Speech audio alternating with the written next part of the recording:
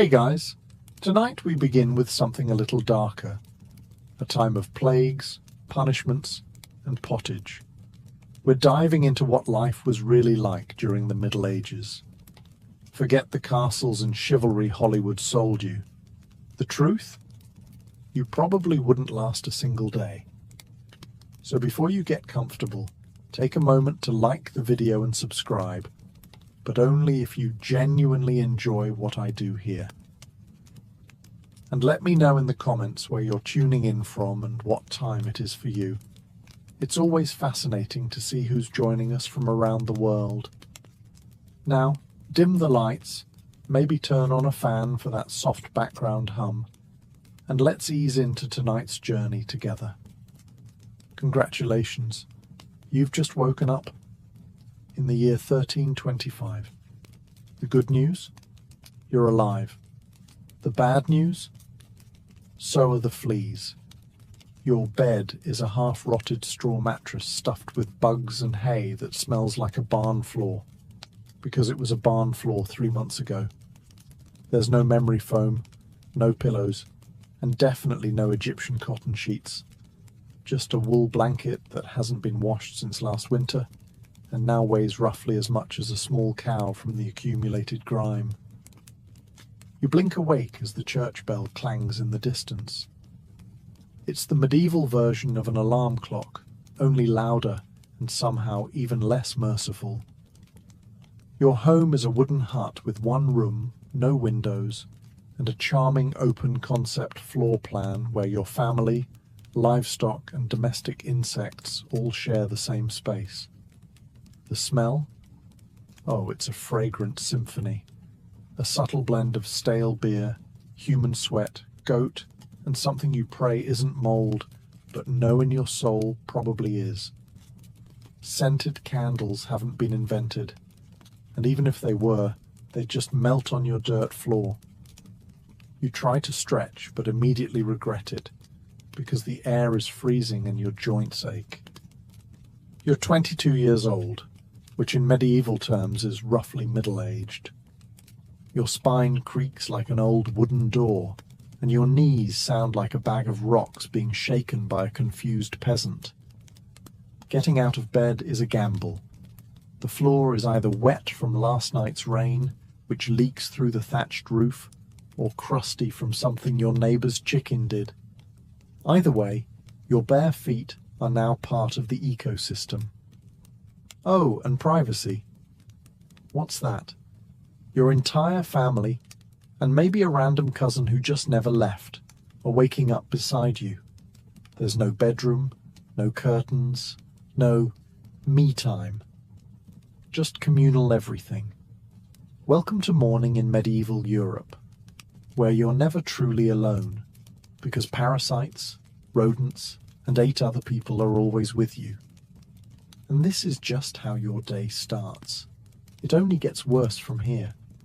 So, you've managed to crawl out of your medieval haystack of horrors. Congrats. Now nature calls. And it's not calling politely. It's screaming. Here's the part where you start missing the modern bathroom. There's no toilet, no seat, no toilet paper, no flush, not even a mildly resentful plunger in the corner. In the 14th century, relieving yourself is an adventure, a social experiment, and often a small public event. If you're a peasant, your bathroom is likely a wooden bucket behind the house, which is already full because Uncle Wolfstan had a rough night after eating bad turnips. The smell is biblical.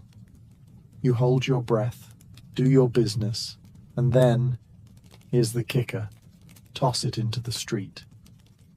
Yes, the street. You're supposed to shout something like "Gardez-loo" before dumping it out the window. That's Old French for "watch out below," although frankly no one ever moves fast enough. Streets in medieval towns are open sewers, a charming river of human waste, animal droppings, and mystery liquids you'd rather not examine.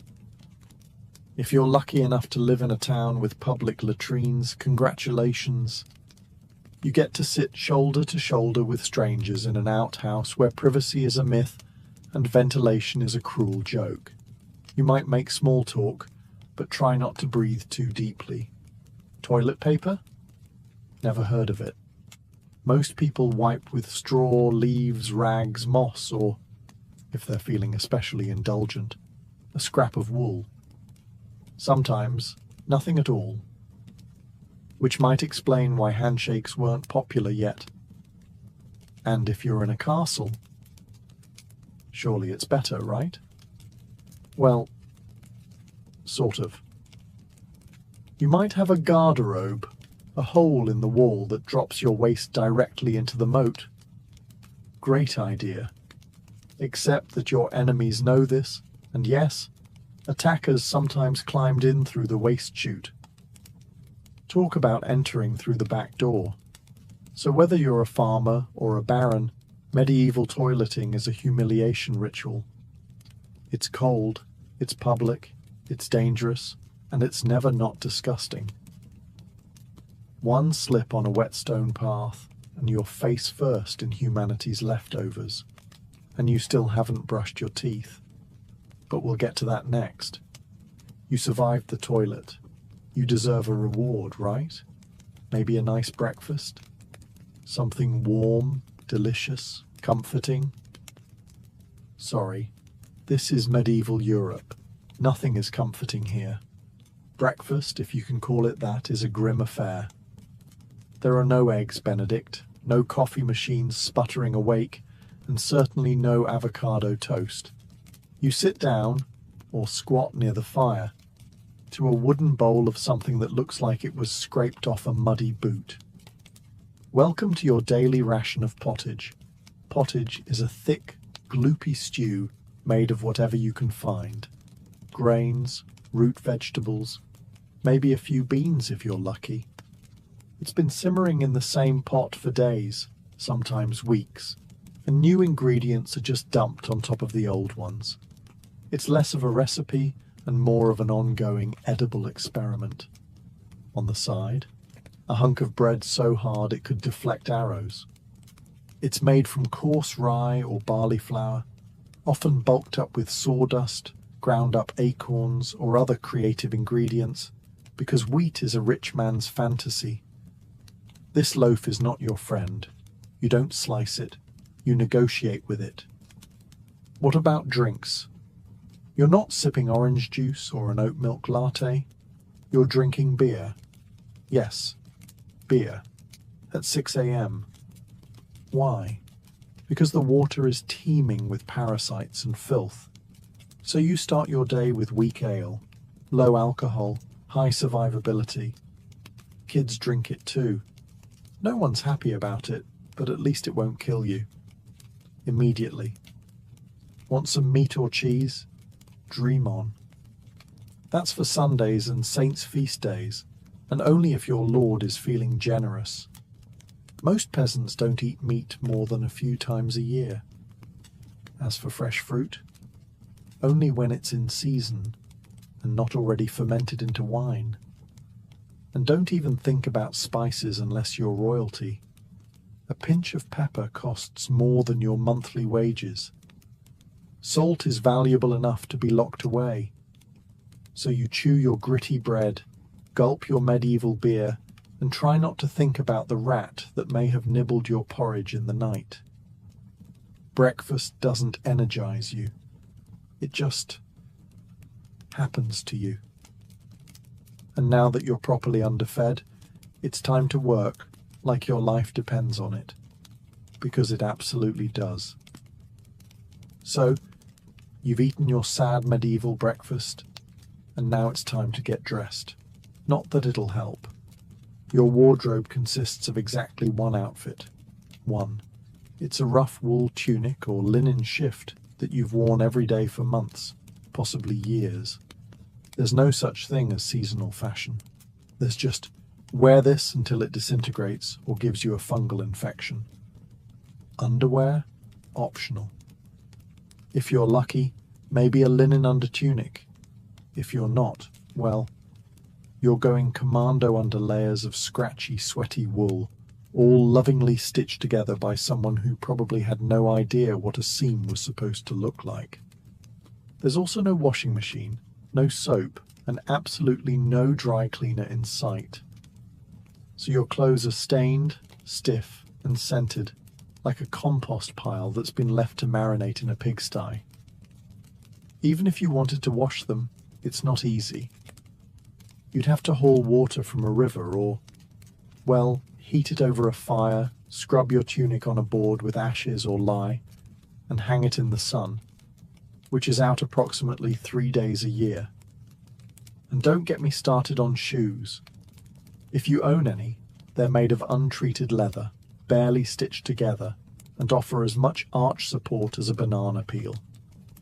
Most peasants just go barefoot, through mud, through dung, through medieval landmines, aka sharp rocks and disease puddles. All this means one thing: your skin hates you. You itch constantly. Fleas, lice, and bedbugs live rent-free on your body. Everyone has them. Nobles, lousy, monks, itchy, children, walking insect farms. No one escapes. You'll be scratching your armpit with a wooden spoon while chatting with the local priest, and no one will even bat an eye. Your skin is raw from rubbing, your scalp a battlefield of bites, and if you develop a rash, well, too bad. There's no dermatologist, no hydrocortisone, no one to tell you it's probably scabies. You just keep on suffering. And if you're lucky enough to not get an infection, great. That rash will simply accompany you for the next 6 months like an unwanted medieval sidekick. Now that you're dressed in misery and wrapped in discomfort, it's time to head outside and start working yourself to death. Now that you're fully dressed in itches and damp wool, it's time to flash that morning smile. Except you don't. Because in the Middle Ages, smiling is a dangerous game. Not emotionally, dentally.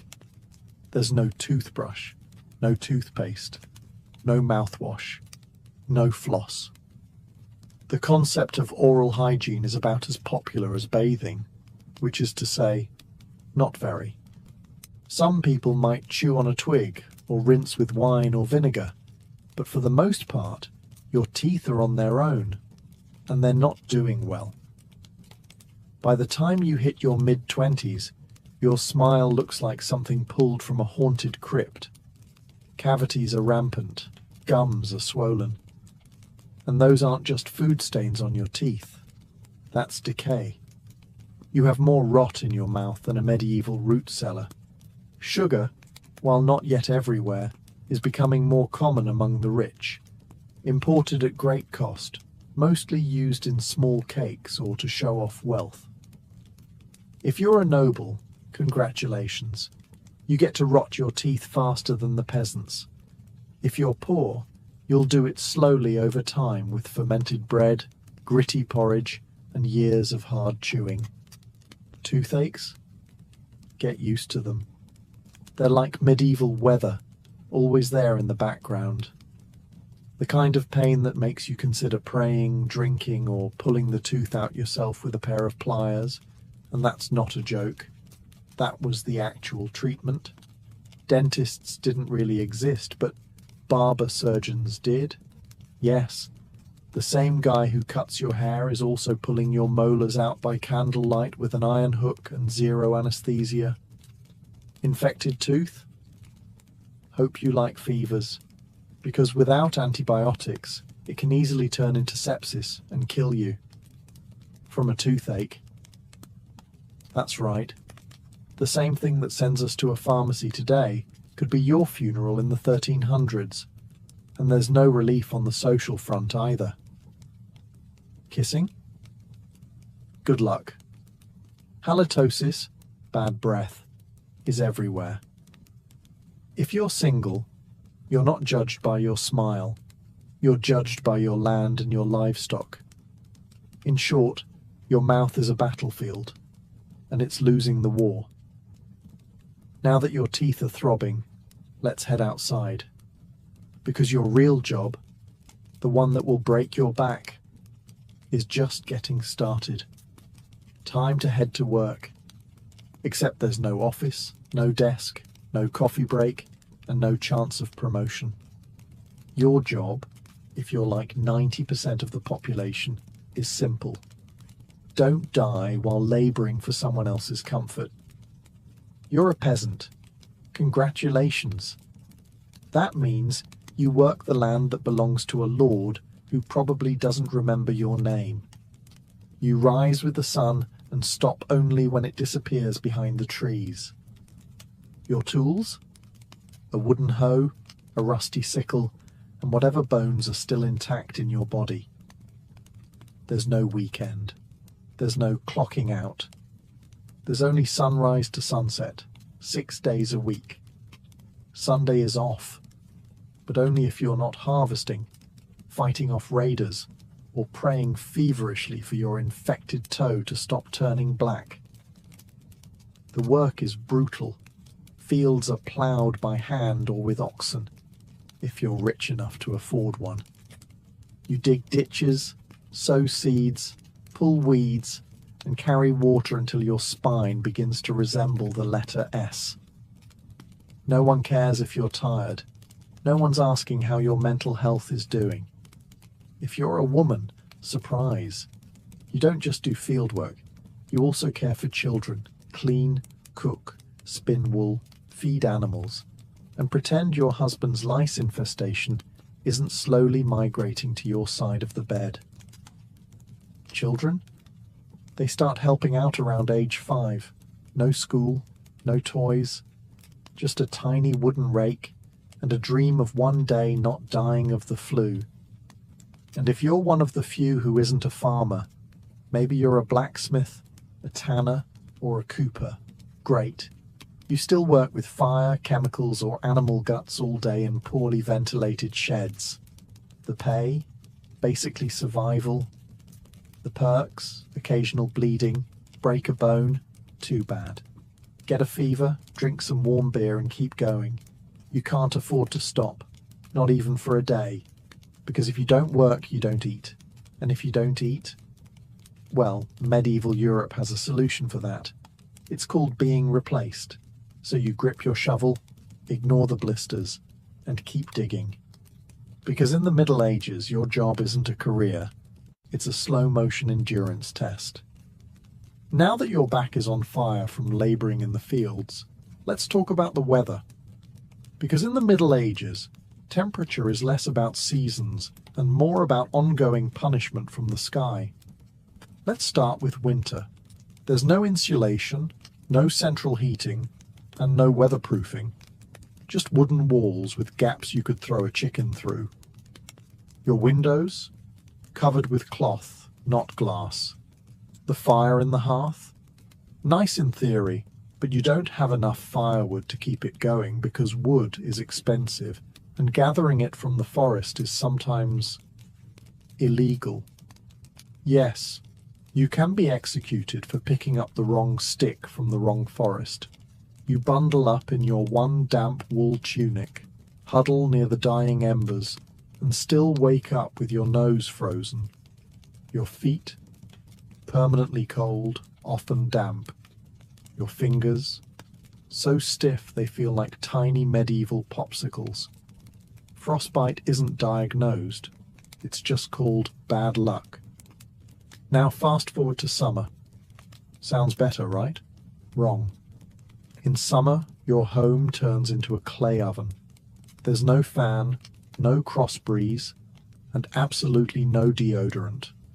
You sweat through your layers, but you can't remove them because showing too much skin is scandalous and also invites sunburn, insect bites, and social judgment. The flies are out in full force, attracted to your unwashed body and the smell of last week's goat stew that's still fermenting in the corner. Mosquitoes buzz by your ear while you sleep, assuming you can sleep through the sound of your neighbors yelling and babies crying. In the fields, the sun bakes you. No sunblock, no hat, unless you fashioned one out of straw like a desperate scarecrow. And the worst part, you still have to work. Heat stroke is just called taking a bad turn. So you're either shivering in your own hovel, wondering if your toes will make it to spring, or you're sweating through your only pair of socks while your thighs chafe into oblivion. And the one thing that never changes, no matter the season, your clothes still itch, your food is still terrible, and your next job, still waiting. Welcome to climate control, medieval style. There is none. Feeling thirsty? Need to freshen up? Want to splash a little water on your face to wake up from this damp fever dream of a life? Too bad. In medieval times, water isn't your friend. It's trying to murder you quietly. Let's start with drinking. The nearby stream looks fresh, bubbling and clear, like something out of a fantasy movie. But spoiler alert, it's not. Upstream, someone just dumped a chamber pot into it. And if not that, then a dead pig is probably decomposing in it. Parasites, bacteria, and the entire microbial army of medieval Europe are waiting in every sip. That's why people drank beer. Yes, beer, even children. But before you imagine medieval kids doing keg stands, understand that it was small beer, weak in alcohol, strong in survival. Brewing boiled the water, so it was safer than whatever flowed through the town ditch. Wine was another option. If you were rich enough to afford it, and unconcerned with functioning properly before noon. What about bathing? Surely water was used for cleaning. In theory, yes. In practice, absolutely not. See, back then, people believed bathing actually opened your pores and let the disease in. That's right. Washing yourself was considered medically risky. You were cleaner, apparently, if you never removed the protective layer of filth caked onto your skin. Communal bathhouses did exist, but they quickly gained reputations as places for gossip, scandal, and sometimes full-on medieval extracurriculars. So naturally, the church got involved and shut many down. Even if you did want to bathe, it was a full production. You'd need to fetch water from the well, boil it over a fire, fill a wooden tub that leaked, and then pray no one else in the house used it before you. Or worse, after. And rainwater? Collected in open barrels where birds poop, insects breed, and moss thrives. Sounds refreshing, doesn't it? So whether it's going in your mouth, on your body, or onto your crops, water in the Middle Ages is less of a life source and more of a gamble. One wrong gulp, and you're spending your final days sweating in a straw bed, clutching your stomach, and contemplating all your life choices. Next time you sip tap water, raise a glass for our ancestors. They didn't have the luxury of hydration without hazard, so you drank the water, or maybe you didn't. Maybe you just stubbed your toe on a rock shaped like disappointment. Either way, you're sick. You need help. You need a doctor. Too bad you live in the Middle Ages where medicine is really just polite torture with a theology degree. Let's start with the diagnosis. Everything wrong with you, whether it's a cough, rash, broken bone, or the creeping plague, is caused by your humours being out of balance. The four humours were blood, phlegm, yellow bile, and black bile. According to medieval science, your health depends on keeping them balanced, like some sort of internal soup. Got a fever? Too much blood. The answer? Bloodletting. That's right. Let's drain your life force into a bowl using a dull blade or a hungry leech. And yes, barbers were often the ones doing it. Imagine getting a haircut and a hemoglobin extraction in one sitting. 2 for 1, baby. Feeling sad or anxious? That's clearly an excess of black bile. The cure? Laxatives. Maybe a warm herbal purge. Or just prayers and a cold compress while everyone avoids eye contact with you and starts carving your coffin. Now, if you break a bone or get a nasty wound, you're in real trouble. There's no anesthesia, unless you count passing out from pain. Surgery is done with knives that haven't been cleaned since the Crusades. Tools are heated over fire not for sterilization, but because they just look scarier that way. Antibiotics? Centuries away. Germ theory? Not invented yet. They think disease comes from bad air or God being annoyed with your moral failings. Got a stomachache? Must have been your sinful thoughts. Hope you like confessing while vomiting. If your condition gets worse, you'll be treated with more leeches, possibly some crushed beetles, and a priest at your bedside giving last rites just in case. At this point, they're preparing for the cure known as death. And if by some miracle you recover, everyone just assumes God took pity on you. The doctor takes full credit and the leech gets promoted. So yes, in the Middle Ages, medicine is less about healing and more about surviving the cure. After a long day of labor, lice, and leeches, it's finally time to eat. You shuffle back to your hovel, stomach growling, ready for the one joy left in life, a warm meal. Bad news. Your meal is probably trying to kill you. Let's begin with the basics. Food preservation doesn't really exist. There's no fridge, no freezer, just salt, smoke, or the hope that winter air keeps things fresh. Your meat, if you're lucky enough to have any, has been hanging for days, covered in flies, marinated in questionable brine, and possibly shared with a rat or two. Bread is the cornerstone of the medieval diet, but even that isn't safe. In bad harvest years, desperate peasants bulk it up with bark, sawdust, or even clay to make it stretch. And if it's rye season, there's a bonus. Ergot, a fungus that causes convulsions, hallucinations, and sometimes death. It's like eating bread laced with LSD and tetanus. Vegetables, only if they're in season. And you know what's always in season? Turnips. So, many turnips. Boiled, mashed, or floating in pottage, which, if you remember from chapter 3, is basically a hot swamp of mystery ingredients that's been simmering since your great-grandfather's funeral. Fruit might be available in the fall, but it rots quickly, and sugar is rare, expensive, and hoarded by the rich to show off their blackened teeth. Dairy is another gamble. Fresh milk spoils in hours. Butter and cheese fare better, but they're loaded with bacteria. People eat them anyway because, frankly, it's either that or chew your boot leather. And let's talk about seasoning. Spices like pepper, cinnamon, or nutmeg, worth more than gold. For the average peasant, flavor comes from onions, salt, if you're lucky, and pain.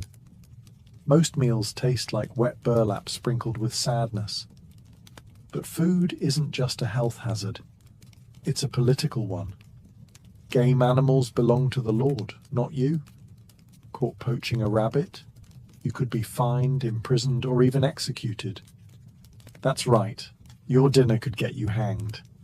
So as you sit down to eat your grey stew by flickering firelight, remember, every bite is a risk. But you eat anyway, because in the Middle Ages, food doesn't nourish. It tests you. It's evening now. You've worked, suffered, and barely digested your suspicious stew. You might think the day is winding down, but don't get too relaxed, because God is watching. So is the priest. And so is your neighbour Agnes, who will absolutely rat you out if you miss Mass. In medieval Europe, religion isn't just part of life. It is life. The church controls your calendar, your laws, your education, if you can read, your birth, marriage, death, and everything in between. Think of it as your spiritual landlord, and you're always behind on rent. Every day is structured around prayer bells. The town church bell rings in the morning, noon, and night, not because people need reminders, but because missing prayer is a sin. Forget to bow? Sin. Eat meat on a Friday? Sin. Think about your neighbor's wife in that one dream? Double sin. And yes, hell is very real, vividly real. Priests describe it in glorious detail. Rivers of fire, lakes of boiling blood, demons with pitchforks, and eternal wailing. If the plague doesn't scare you, eternal damnation definitely will. You can't read the Bible yourself because it's written in Latin, a language reserved for monks, clergy, and that one noble kid who's too good for dirt. You rely on the church to interpret everything for you. That means if the priest says your crop failure is because you didn't pray hard enough, well, time to kneel harder. Tithes, 1/10 of everything you own, are mandatory. If you grow wheat, you give wheat. If you raise chickens, you give eggs. If you have nothing, congratulations. You're spiritually bankrupt and financially doomed. Holidays, they're holy days, dozens of them. And while they offer breaks from labor, they're not for fun. They're for attending mass, fasting, confessing sins, and reminding yourself that joy is a dangerous indulgence. Questioning the church is dangerous. Heretics are burned. Witches are drowned. Blasphemers are flogged. And skeptics are quickly reformed. So you go through the motions. You chant. You bow. You pray that your soul, after enduring this dirt-covered life, might finally land in paradise, assuming the priest likes you. Because in the Middle Ages, God may be merciful. But the church? Not so much. If you thought being a medieval peasant was rough, try doing it as a woman. All the filth, famine, and fear, plus childbirth, subservience, and social invisibility. In the Middle Ages, being a woman is like being on hard mode, with no health potions and no restart button. From birth, a girl's life path is pretty much locked in. Marry young, bear children, serve your husband, die tired. Education? Not likely. Unless you're from a noble family and sent to a convent, your intellectual development stops around the time you learn how to churn butter and patch a tunic. Marriage happens early. Really early. It's not weird to be betrothed at 12 and pregnant by 14. It's not about love. It's about land, livestock, and alliances. Your opinion? Not required. Once married, you're basically your husband's property. Your job is to produce heirs, feed everyone, keep the house running, and not complain. Because complaining might get you branded a nag, or worse, a witch. That label comes with a complimentary drowning or burning, depending on local fashion. Childbirth is a death lottery. There's no prenatal care, no sterile tools, no anesthesia. Midwives do their best, but even minor complications can mean death for the mother, the child, or both. Some women survive 10 pregnancies. Many don't survive 2, but don't worry. Once the baby is out, your work increases. Now you have a screaming infant in a lice-ridden hut, and you're expected to nurse, cook, clean, and still help in the fields. You don't get a break. You are the break for everyone else. If you're unmarried, you're suspicious. If you're widowed, vulnerable. If you're outspoken, dangerous. Women who didn't conform were often accused of witchcraft, especially if they had herbal knowledge, a strong personality, or just looked at someone funny on a rainy Tuesday. Even in the church, your role is limited. Nuns lived under strict rules. No speaking without permission. No freedom of movement. And your spiritual worth? Always ranked below men. In short, if you're a woman in the Middle Ages, you're expected to endure, obey, reproduce, and suffer in silence, ideally while smiling. Because even in a time of universal suffering, women were somehow expected to suffer gracefully. So far, you've battled filth, starvation, social injustice, and possibly a goat. But just when you think your day can't get any worse, here comes violence, loud, bloody, and often completely acceptable by medieval standards. Let's be clear, the Middle Ages were not peaceful. The idea of law and order mostly meant hope the local lord isn't in a bad mood. Violence is everywhere. In the home, in the streets, on the battlefield, in church disputes, and sometimes in line at the communal bread oven. Crime is common, punishment is brutal, and justice is more performance art than protection. Steal a loaf of bread, you could lose a hand. Accused of lying, your tongue might get pierced. Gossip too much? Meet the scold's bridle, a metal mask strapped to your head with a bar in your mouth. For correction, of course. Let's say you're accused of something serious. Heresy, theft, witchcraft. How do you prove your innocence? By being tortured, obviously. Welcome to trial by ordeal. One version. You stick your hand in boiling water to retrieve a stone. If it heals without infection in 3 days, you're innocent. If not, you're guilty. Another option. You're tossed into a river. If you sink, you're innocent, and probably dead. If you float, you're guilty, and will be punished anyway. It's like a medieval game show where the prize is survival and the host is actively rooting against you. And if you're sentenced to death, that's a public event. Executions are performed in front of cheering crowds. Hangings, beheadings, burnings. Sometimes people bring snacks. It's the medieval equivalent of cable TV. Domestic violence, completely normal. Husbands were allowed, even expected, to discipline their wives and children. Street fights, commonplace. You could be beaten just for looking the wrong way at a noble's horse. And war, always simmering.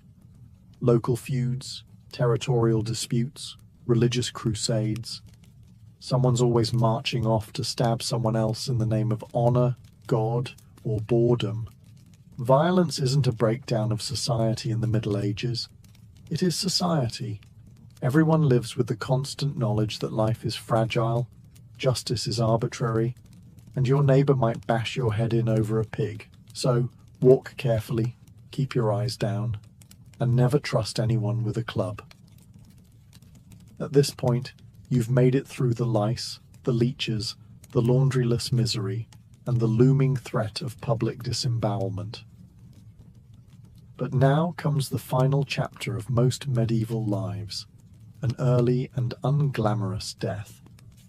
If you're alive and still breathing past the age of 40, you're practically a celebrity. You might even be referred to as the Old One, which is less of a nickname and more of a statistical miracle. Let's break it down. The average life expectancy hovers around 30-40 years, but that number is dragged down heavily by infant mortality. Nearly half of all children died before reaching age 5. Disease, malnutrition, or one bad winter was all it took. No vaccines, no antibiotics, no hope. If you survived childhood, you entered adulthood already exhausted. Work began as soon as you could walk upright, and by 25, your joints creaked like a monastery door. You might be missing several teeth, a finger, and most of your original optimism. Women faced a particularly deadly gauntlet: childbirth. It was one of the leading causes of death for medieval women. No pain relief, no medical intervention, just prayer, hot water, and someone holding your hand while you bled out on a straw-stuffed cot. For men, the dangers were different, but equally relentless.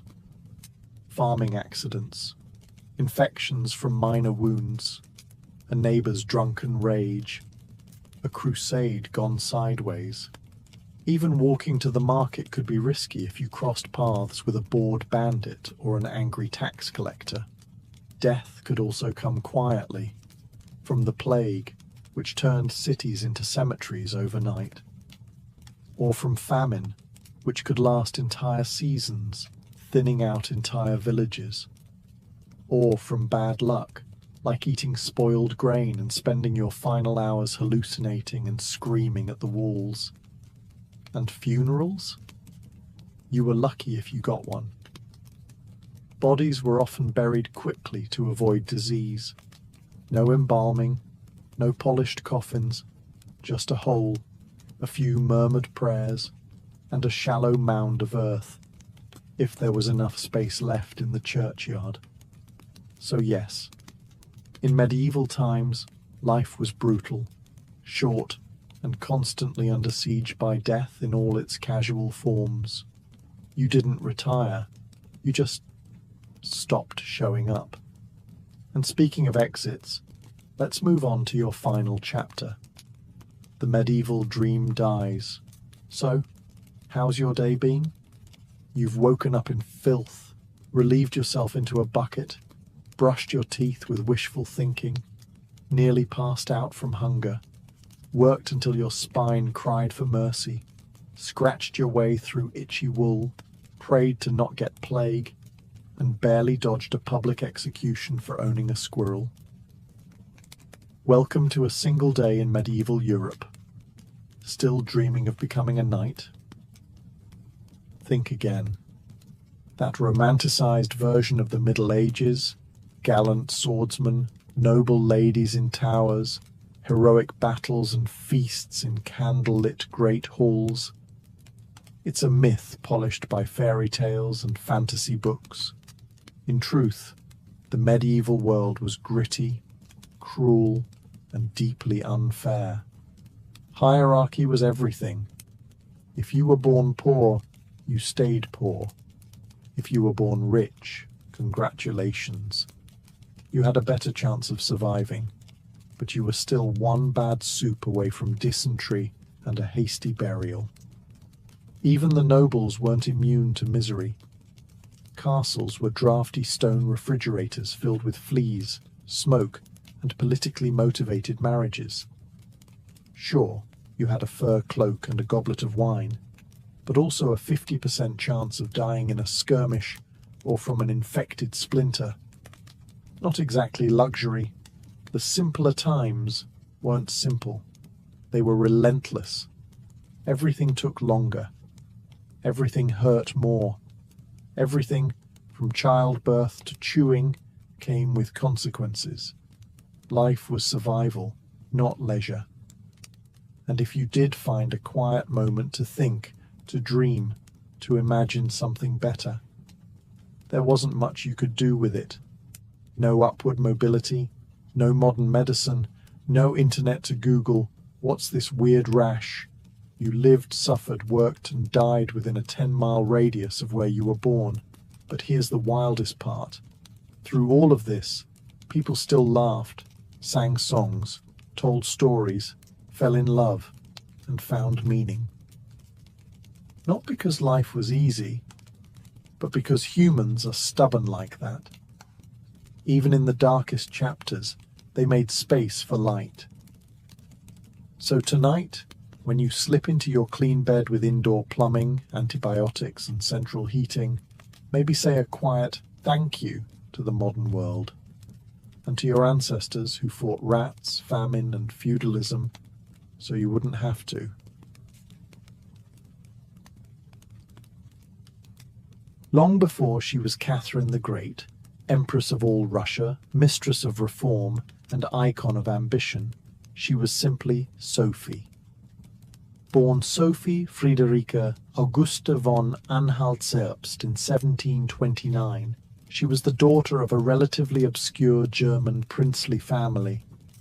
Her tiny duchy in Pomerania offered little in terms of power, but Sophie herself, she had something no title could provide: razor-sharp intelligence, relentless charm, and a quiet, burning hunger for greatness. Her upbringing was strict. Her mother, Johanna, was cold and calculating, not a warm, nurturing figure, but a social climber obsessed with status. Sophie's father, a Prussian officer, was more distant than disciplinary. From a young age, Sophie learned to walk the fine line between obedience and cunning. She read voraciously, spoke multiple languages, and learned how to observe a room before speaking in it, skills that would soon become survival tools in one of Europe's most brutal courts. When the Russian Empress Elizabeth Petrovna began searching for a wife for her heir, Grand Duke Peter, she looked beyond Russia's borders. Peter himself was of German descent, and Empress Elizabeth believed a foreign bride, pliable and grateful, would be easier to control. Sophie fit the bill perfectly. Noble blood, Lutheran faith, which she'd be forced to abandon, and a reputation for both grace and humility. At just 14 years old, Sophie was summoned to Russia. She arrived in the freezing capital of St. Petersburg in 1744, wearing thin German fabrics and a diplomatic smile. Her mother pushed her forward like a chess piece. Sophie, however, had her own game in mind. To become acceptable in Russian society, she converted to Orthodoxy, taking the name Ekaterina Alexeyevna, Catherine. The ceremony was public, symbolic, and life-altering. She wasn't just changing religions. She was burning the bridge behind her, stepping into a foreign empire with no way back. No one watching that quiet teenage girl in a fur-trimmed coat could have predicted what would come next. Betrayal, revolution, enlightenment, and empire. But from the moment Sophie stepped foot in the Russian court, she stopped being a pawn and began planning how to become a queen. Catherine's marriage to Grand Duke Peter was meant to secure her place in Russian royalty, but from the very beginning, it felt more like a cage than a crown. Peter, heir to the Russian throne, was not the dashing prince of fairy tales. Awkward, immature, and obsessed with toy soldiers, he was far more interested in playing war games in his chambers than governing an empire, or showing affection to his new wife. Some accounts even suggest he refused to consummate the marriage for years. He idolized Frederick the Great of Prussia and resented the Russian court that had adopted him. In contrast, Catherine embraced Russia with a fierce determination. She learned the language, studied its history, and memorized Orthodox rituals. She wanted to belong. Peter wanted to escape. This mismatch wasn't just emotional, it was political. The Russian court was a viper's nest of gossip, paranoia, and brutal power games. Empress Elizabeth still ruled with absolute authority, but her health was in decline. Everyone knew a transition was coming, and everyone had an agenda. Catherine was watched constantly. Her letters were read, her friendships monitored, and her every move scrutinized. She couldn't trust her husband, her mother, who was still whispering in her ear on behalf of foreign interests, or even her servants. In this world, alliances could turn into accusations overnight. But Catherine was no fool. She learned to play the court's games quietly, cultivating allies in the shadows. She charmed military officers, made friends with scholars, and developed a reputation for dignity and restraint, a stark contrast to her husband's childish tantrums and open contempt for Russian traditions. Behind closed doors, Catherine began reading Enlightenment thinkers like Voltaire and Montesquieu. While others saw her as a young consort, she was building a vision, not just for herself, but for Russia, a nation of strength, education, and reason. But there was one problem. The longer Peter lived, the longer Catherine remained in limbo, a powerless wife to a man unfit to rule. So she waited, observed, and planned. She knew the Russian throne wouldn't be inherited. It would have to be taken. In 1762, after nearly 2 decades of waiting, watching, and quietly maneuvering, Catherine saw her moment and seized it with breathtaking precision. Empress Elizabeth had died, and Peter, now Peter III, was finally Tsar. But his reign began unraveling almost immediately. In just a few short months, Peter alienated the church, offended the nobility, insulted the army, and lavished praise on Prussia, Russia's longtime enemy. He reversed key policies, humiliated the clergy, and talked openly about divorcing Catherine to marry his mistress. The court, already wary of his erratic behavior, turned cold. The army, filled with generals loyal to Catherine, grumbled in corridors. Even ordinary Russians, devout and patriotic, saw Peter as a foreign puppet who mocked their traditions. Catherine, watching all of this unfold, made her move. In July of that same year, while Peter was away at his summer palace, Catherine launched a bloodless coup d'etat. Supported by key military officers, including her lover Grigory Orlov and his influential brothers, she rode through St. Petersburg in full regalia, was proclaimed Empress Catherine II, and won the allegiance of the powerful imperial guard. Peter, caught off guard and without allies, surrendered within days. He was taken into custody and shortly after found dead under mysterious circumstances. Officially, it was reported as a hemorrhoidal colic. Unofficially, it was murder. Catherine was now empress, not by birth, not by marriage, but by will, wit, and audacity. It was unprecedented. A foreign-born woman with no legitimate claim had taken the Russian throne without a single battle. But her real challenge was just beginning. She had to transform that bold grab for power into a lasting legacy. Would Russia accept her? Would the nobility respect her? Could she hold the empire together without falling victim to the same fate as her husband?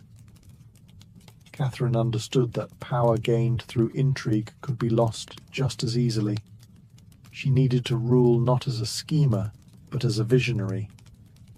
And so began her transformation, from a careful conspirator to a reforming empress, one who would redraw borders, embrace the Enlightenment, and redefine what it meant to be a woman in power.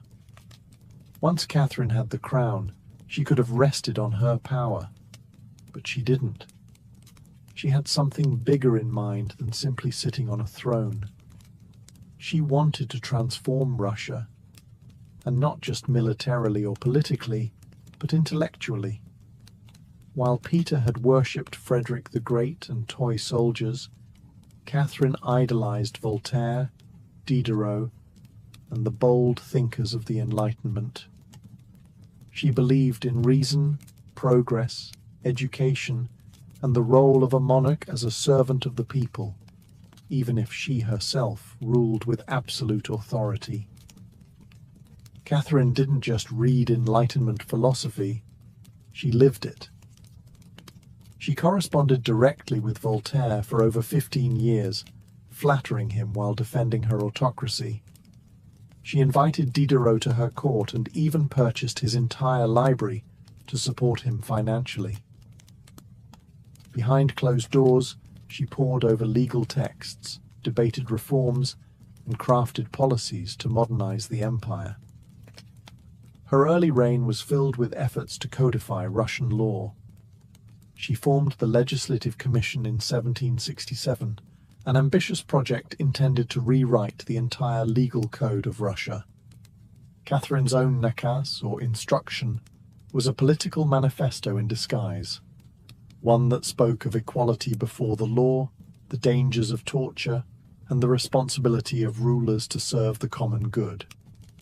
For an empress in 18th century Russia, it was radical.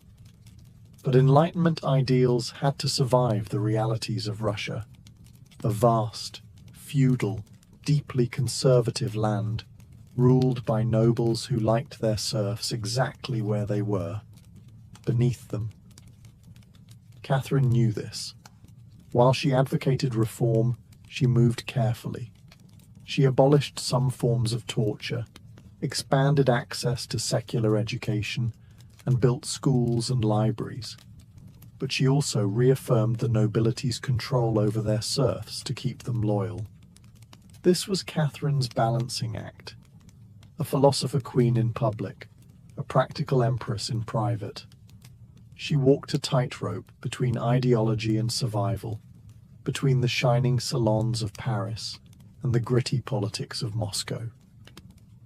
Her vision for Russia was bold, but always calculated. In many ways, Catherine wasn't trying to make Russia European. She was trying to make Russia modern, on her terms. And that meant reform, yes, but with an iron hand in a velvet glove. Catherine wasn't content with reforming Russia from within. She wanted to expand it outward, to make it an empire worthy of fear, admiration, and envy. Where Peter the Great had opened a window to the west, Catherine aimed to knock down the walls. Under her leadership, Russia's borders stretched wider than ever before. She waged wars not just to defend her crown, but to reshape the map of Europe. One of her most significant campaigns was against the Ottoman Empire. These wars, fought in waves throughout the 1760s and 1770s, weren't just about territory. They were about influence. Catherine saw herself as the liberator of Orthodox Christians living under Muslim rule and as the rightful protector of Eastern Europe. Under generals like Alexander Suvorov and Grigory Potemkin, Russia captured key regions including Crimea, the northern coast of the Black Sea, and access to warm water ports, something Russian Tsars had coveted for generations. These victories weren't just military, they were symbolic. With each conquest, Catherine sent a message. Russia was no longer the distant, backward cousin of Europe. It was a continental force. She also turned her gaze westward. In a series of deals and diplomatic maneuvers, Catherine participated in the partitions of Poland, carving up the struggling Polish-Lithuanian Commonwealth along with Austria and Prussia. By the end of the Third Partition in 1795, Poland was erased from the map, and Russia claimed vast new lands and millions of new subjects. But Catherine didn't just conquer with armies. She also colonized with ideas. New cities were built. Trade routes were expanded. German settlers were invited to cultivate Russian farmland. The empire became a mosaic, from the icy Baltic to the sun-drenched shores of the Black Sea. And through it all, Catherine remained the central force, reading reports, issuing orders, and personally overseeing the shape of her expanding empire. Critics would accuse her of being power-hungry, even imperialistic. But to Catherine, Expansion wasn't ambition, it was destiny. A great ruler, she believed, was measured not just by ideas but by borders. She didn't just want to rule Russia. She wanted to remake it as a civilized empire, feared by its enemies, respected by its peers, and loyal to her alone. For all her brilliance and power, Catherine the Great was just as famous for what went on behind palace doors. And no, not all of it was whispered in libraries. Catherine's private life became one of the most talked about aspects of her reign. She had lovers, not just one or two, but a carefully curated parade of them, many decades younger, often handsome, and sometimes politically influential. She didn't hide them. In fact, she often rewarded them with titles, estates, and pensions, if they behaved well. If not, they were quietly dismissed, sometimes with a polite thank you and a promotion. Among the most important of these lovers was Grigory Potemkin, a man as brilliant as he was bold. Their relationship blurred the lines between romance, politics, and partnership. Some historians believe they may have even married in secret. Together, they shaped military campaigns, colonization projects, and the transformation of southern Russia. Potemkin wasn't just a lover, he was her co-ruler in many ways. Still, Europe couldn't look past the scandal. Gossip swirled. Satirical pamphlets painted her as lustful, insatiable, even unhinged. And after her death, the rumors only got worse, the most infamous being the completely false and grotesque tale involving a horse, spread by her enemies to smear her legacy. But why the obsession? Simple. Catherine was a woman who wielded power unapologetically, and in a world where female rulers were expected to be either saintly virgins or tragic figures, she refused to play the role. She lived, loved, and ruled on her own terms, and that made her dangerous. Ironically, while her critics painted her as immoral, Catherine herself was deeply philosophical about love and sexuality. She believed pleasure was a natural part of life, and that personal relationships didn't have to threaten public responsibility. She separated emotion from governance, a feat few male rulers managed. In reality, her liaisons were often strategic. She surrounded herself with men who were loyal, capable, and politically useful, and when they ceased to be, she let them go, usually with a smile and a generous retirement. Catherine's love life didn't weaken her rule. It was part of her strategy, a blend of passion and power that made her unforgettable, envied and feared. For all her charisma and control, Catherine's reign was not without peril, and in 1773, that peril came in the form of a bearded Cossack named Yemelyan Pugachev. He was no ordinary rebel. Pugachev claimed to be none other than Peter III, Catherine's dead husband. According to him, he had survived the coup and now returned to reclaim the throne from the German usurper. It was absurd. Peter was long gone. But to Russia's oppressed and exhausted lower classes, the claim didn't need to be true. It just needed to offer hope. Pugachev promised liberation, an end to serfdom, lower taxes, and land for the common people. His words lit a fire across the Volga River region, especially among Cossacks, peasants, and old believers. In a time when the gap between nobles and serfs had widened brutally, his promises sounded like salvation. The Pugachev rebellion became the largest peasant uprising in Russian history. Towns were taken, fortresses fell, nobles were slaughtered. For a terrifying moment, it seemed as if the empire itself might fracture. Catherine was shaken. This wasn't a foreign war she could win with cavalry and treaties. This was a revolt from within. Her own people, rising against the system she ruled. But Catherine didn't panic. She acted. She dispatched professional military forces to crush the rebellion, ruthlessly. Pugachev's forces were defeated in 1774. He was captured, displayed in an iron cage, and eventually beheaded in Moscow, a public warning to all who dared follow. Afterward, Catherine doubled down on order and control.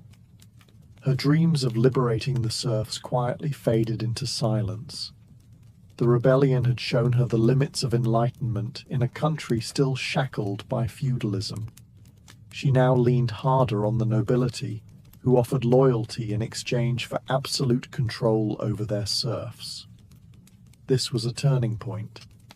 The empress who once quoted Voltaire now prioritized stability over philosophy. Reform became cautious, surveillance increased. Rebellion, even whispered, was to be stomped out before it had breath. Pugachev may have lost his head, but he left behind a warning that haunted Catherine, that power built on inequality could only hold so long before the storm came crashing through. By the time Catherine the Great approached the final years of her life, she had ruled Russia for over 3 decades, longer than any female ruler in Russian history. From the moment she seized power, she had defied expectations, reshaped her empire, and redefined what a woman and a monarch could be.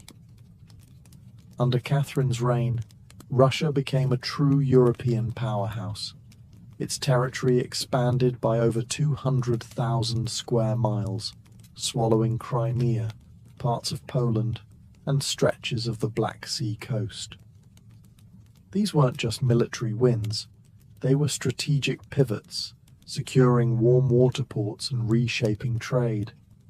But her legacy wasn't only drawn on maps.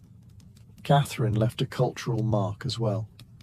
She helped found the Hermitage Museum, amassed one of the greatest art collections in Europe, and corresponded with the greatest minds of the Enlightenment.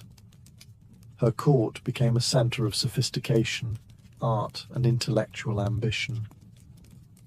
In a country often viewed as backward by Western Europeans, Catherine put Russia firmly on the cultural map. She modernized education, founding schools for girls, and promoted the printing of books. She introduced smallpox inoculation to Russia, even publicly receiving the vaccine herself, an act of scientific bravery in her time. Yet, her reign was also one of contradictions.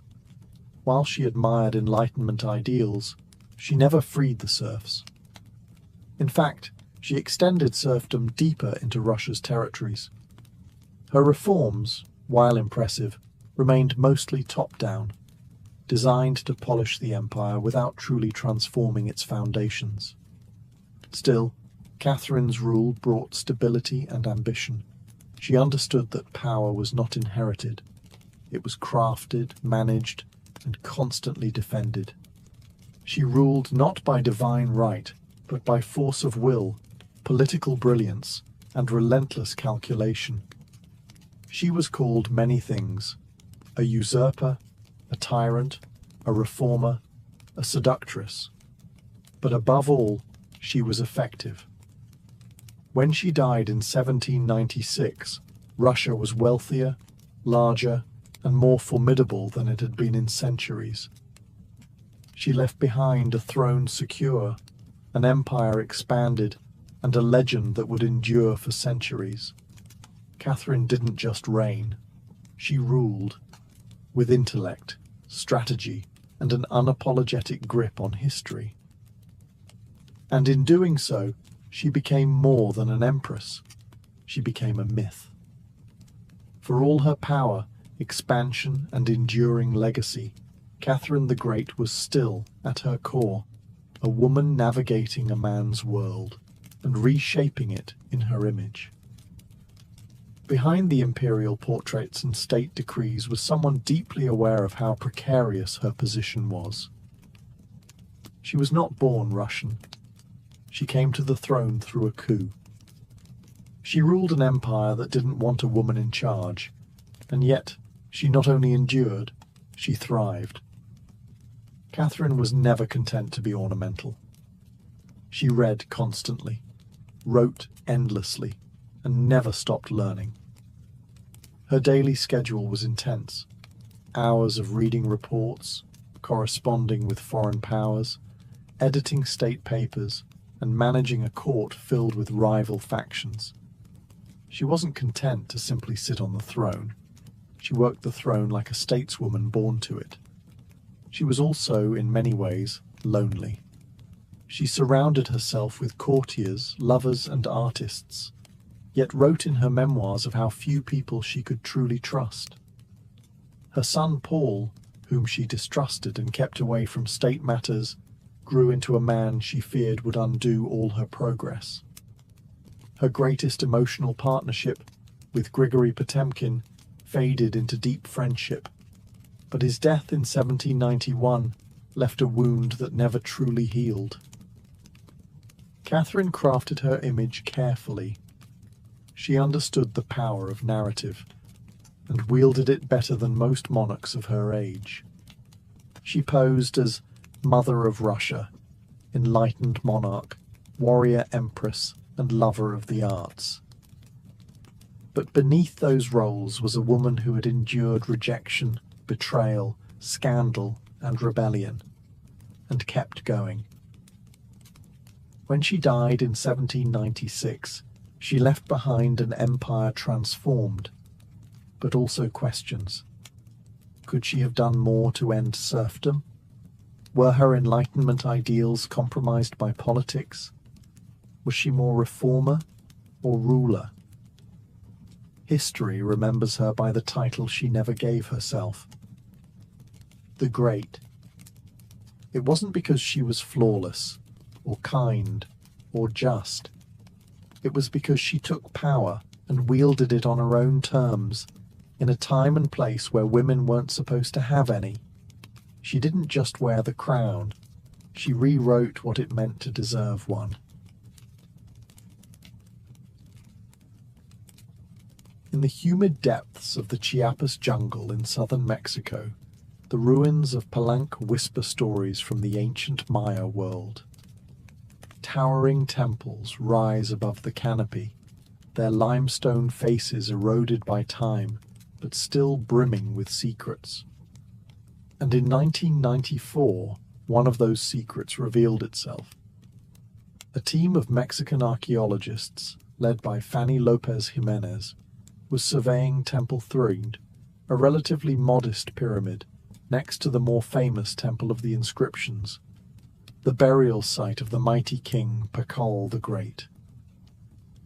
Temple 3 wasn't expected to hold much, until they noticed something odd.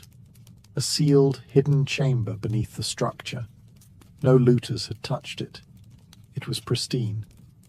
When the archaeologists broke through and lowered themselves inside, they found a stone sarcophagus resting in silence.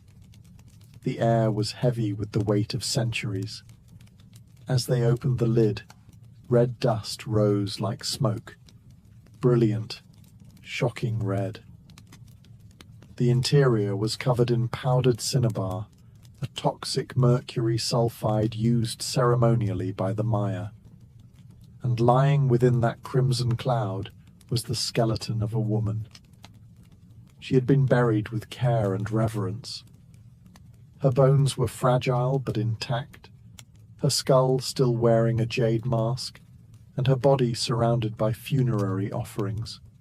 Necklaces, diadems, ear spools, all crafted from jade and shell. Everything about the burial screamed royalty. Yet no name was inscribed, no glyphs identified her. It was one of the richest female burials ever found in Mesoamerica. And yet, it was a total enigma. Why was she buried in red powder? Who was she? Was she a queen, a priestess, or perhaps even Pakal's wife? The researchers called her the Red Queen, and the name stuck. But even with modern forensics, they couldn't say for sure who she was, only that she had lived around the 7th century during the golden age of Pelonk. Unlike most Maya tombs, hers had been hidden, untouched, and purposefully isolated. Her burial wasn't just ceremonial, it was spiritual. This woman wasn't meant to be remembered with words. She was meant to be remembered through ritual, through color, and through the mystery she left behind. The most haunting feature of the Red Queen's tomb wasn't her jade jewelry or the silence of the sealed chamber. It was the red dust. A thick layer of powdered cinnabar covered everything. The sarcophagus, the walls, her bones, even the offerings around her. It clung like blood to stone. To the Maya, this was no accident. Cinnabar, made from crushed mercury sulfide, was one of the most sacred and dangerous substances in the ancient world. Its vibrant red color wasn't just visually striking. It symbolized blood, rebirth, and the life force that connected the human and divine realms.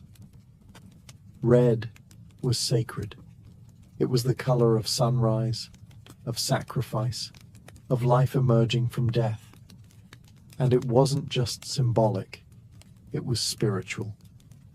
Covering the dead in cinnabar was a ritual meant to transform the body, preserving it not for eternity, but for transition. In Maya belief, death wasn't the end. It was a passage, a crossing into another cosmic layer. And so the Red Queen, whoever she was being prepared not just for burial, but for deification. But there's another layer to this. Cinnabar is toxic. Repeated exposure can lead to mercury poisoning, tremors, hallucinations, even death. The Maya likely didn't understand the chemistry, but they felt its potency. It was volatile, powerful, dangerous. To bathe a corpse in it was to declare this person was no ordinary mortal. In Pelonk, very few were buried with cinnabar. Pakal the Great, the mighty king whose pyramid dominates the site, was one. His body, like hers, was also saturated in the red powder. That detail alone drew speculation. Was the Red Queen his wife, his mother, or someone of equal divine status? Her skull had been placed on a layer of jaguar skin, another sacred symbol. Around her, bone needles, obsidian blades, and miniature jade figurines hinted at rituals performed either during her life or in her honor at death.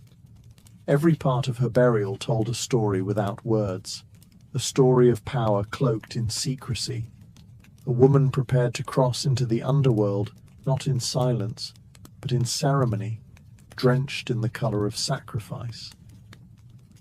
Surrounding the Red Queen's crimson-drenched remains was a world of silence, broken only by the gleam of jade, shell, and obsidian.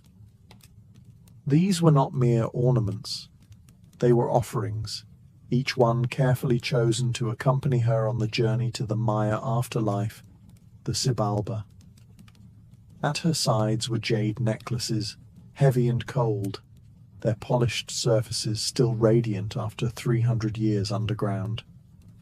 Jade was not just beautiful, it was sacred. The Maya considered it a symbol of eternal life.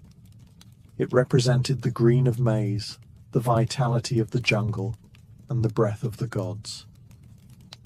Only the elite were buried with jade.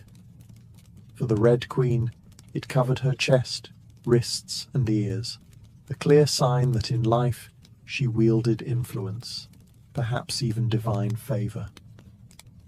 One of the most haunting objects was the jade funerary mask, placed delicately over her face. Unlike the golden death masks of Egypt, this one was subtle, constructed from dozens of tiny mosaic tiles arranged to mimic the contours of her skull. The mask served a ritual function, to protect the soul, to preserve identity, and to present her as divine in the eyes of the gods. Scattered near her bones were bone needles, obsidian blades, and shell artifacts. These could have been tools of ritual or symbols of her status as priestess, healer, or royal matriarch. One bone pin was engraved, faint but purposeful, a small echo of her voice lost to time.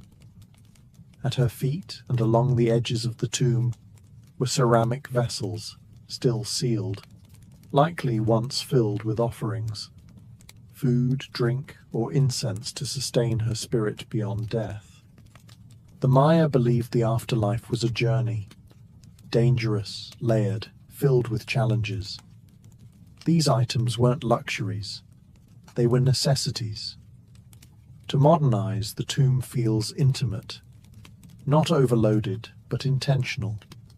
There was no gold, no chariots, no pomp, just items chosen with spiritual weight. It was a map for the soul. Through these treasures, we glimpse how the Maya understood death, not as finality, but as a transition of power. The Red Queen wasn't buried to be forgotten. She was being prepared to ascend. For all the grandeur of her tomb, the Red Queen left behind one haunting void. No name. No inscriptions adorned her sarcophagus. No glyphs on the walls identified her. She was clearly someone powerful. But who? From the moment her tomb was opened, scholars began trying to connect the dots. The most compelling theory? That the Red Queen was Tsakbu Ajau, the wife of Kinich Janab Pakal, known today as Pakal the Great, the most famous ruler of Palank. Tsakbu Ajau was more than just Pakal's consort. She was born into nobility and married into Palank's royal dynasty at a young age. She bore at least 3 sons, all of whom held high status, and she played a key ceremonial role during her husband's reign. If anyone could be buried with such honor, it was her. Supporting this theory was the tomb's location, just a few feet away from Pakal's own grand burial in Temple of the Inscriptions. The proximity suggests a deliberate pairing, husband and wife, rulers even in death. And then there's the cinnabar.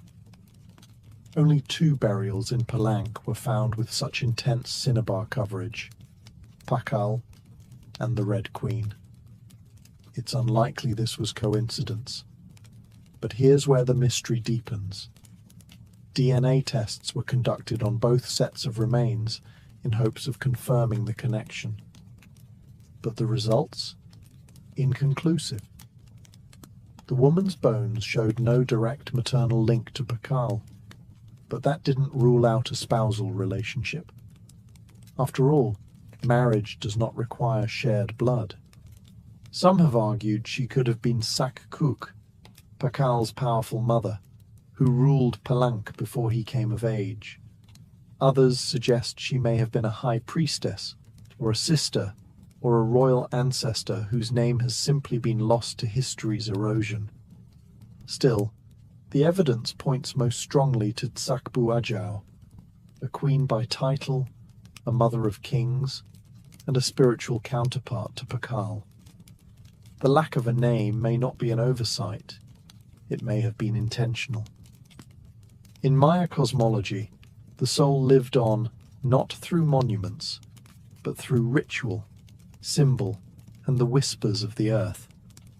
And so the Red Queen remains suspended between legend and truth, a woman who ruled, remembered not in stone, but in scarlet and silence.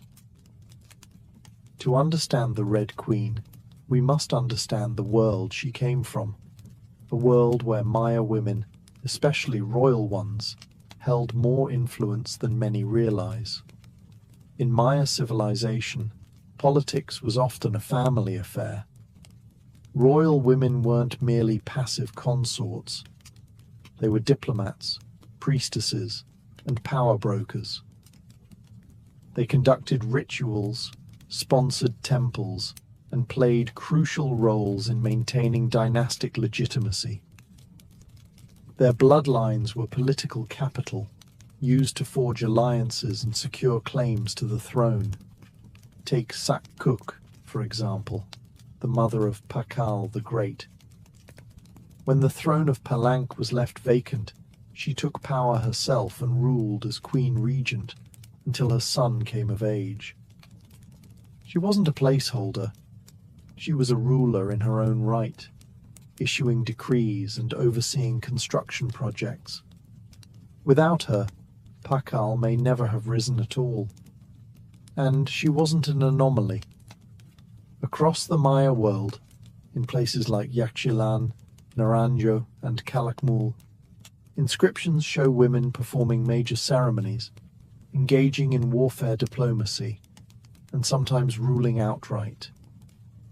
They were often portrayed in stelae and murals, dressed in elaborate headdresses and regalia, standing beside kings as equals, or sometimes above them. Their words were carved in glyphs. Their names were remembered, until they weren't. By the time Spanish conquistadors arrived centuries later, much of that memory had eroded. The colonial lens saw native women as silent figures in a male-dominated world. But the archaeology tells a different story, one of complex gender roles, where power was negotiated, not simply inherited. This context casts the Red Queen in a new light. She may not have ruled in name, but her burial, rich, sacred, and positioned beside Pakal, suggests she was a central pillar in the royal order. Her jade mask wasn't just decoration. It was a symbol of identity, of power held in life and protected in death. Her bloodline may have been the very glue that held Palanca's dynasty together. In Maya civilization, a queen wasn't just a queen. She was a keeper of sacred lineage, a voice in ceremony, and often the bridge between gods and men. The Red Queen may be nameless, but in her world, she was never voiceless. The Red Queen wasn't just buried with treasures. She was buried in architecture rich with purpose, layered with Maya cosmology, ritual symbolism, and intentional design. Her tomb wasn't merely a grave, it was a gateway to eternity.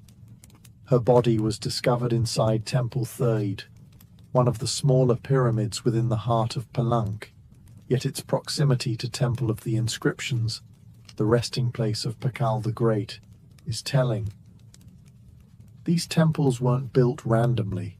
Their positioning was sacred, guided by astrology, myth, and dynastic legacy. Temple the Third rises modestly compared to its grand neighbor, but it hides something even more intimate. A sealed crypt, untouched by looters, perfectly preserved. It was constructed deep within the temple's core, accessible only by a steep, narrow staircase. The descent into her tomb feels almost symbolic, a ritual journey downward, into the underworld. The chamber itself is stark, made of cut stone, sealed tightly for over 1,300 years. No glyphs or murals cover the walls. No ornate carvings tell her story. But perhaps that silence is intentional. This was a space not for the living to interpret, but for the dead to transform. At the center, her sarcophagus sits like an altar. Crafted from limestone, it echoes the grand stone coffin of Pakal next door. While Pakal's lid is famously engraved with scenes of cosmic rebirth, the Red Queen's tomb is more subdued. The focus is inward, on the body, on the cinnabar, on the ritual of death itself. And yet, there are subtle architectural cues that hint at meaning. The tomb is aligned east to west, a symbolic path mirroring the sun's journey from life to death. The chamber is small, but powerful. It feels deliberate, personal, a sacred enclosure for someone revered. Maya temples were cosmological tools, bridges between the heavens, the earth, and the underworld. To be buried in one was to be elevated beyond the human realm. The Red Queen's eternal home wasn't an afterthought. It was a carefully constructed shrine, a place where death became transformation. Her bones rest in stone, her essence in cinnabar, and her legacy in the architecture itself. A temple that speaks without words, telling us she mattered. To the ancient Maya, death wasn't the end. It was a threshold, a sacred passage into the underworld, known as Xibalba. And for someone like the Red Queen, this crossing was not only spiritual, it was political, cosmological, and deeply ritualized. Burial rituals were carefully choreographed events, rooted in myth and meant to guide the soul through the treacherous layers of the underworld. Maya texts and iconography tell us that Xibalba was no peaceful afterlife. It was a maze of darkness, rivers of blood, trials, and gods of death. Only those properly buried, ritually prepared, and spiritually equipped could make the journey successfully. The Red Queen was buried wrapped in cinnabar, encased in stone, and surrounded by offerings, all signs of an elite burial. But there's more. The presence of bone needles and obsidian blades in her tomb hint at auto-sacrifice rituals, possibly symbolic tools representing rites she had performed in life, or that were reenacted at her burial to empower her spirit.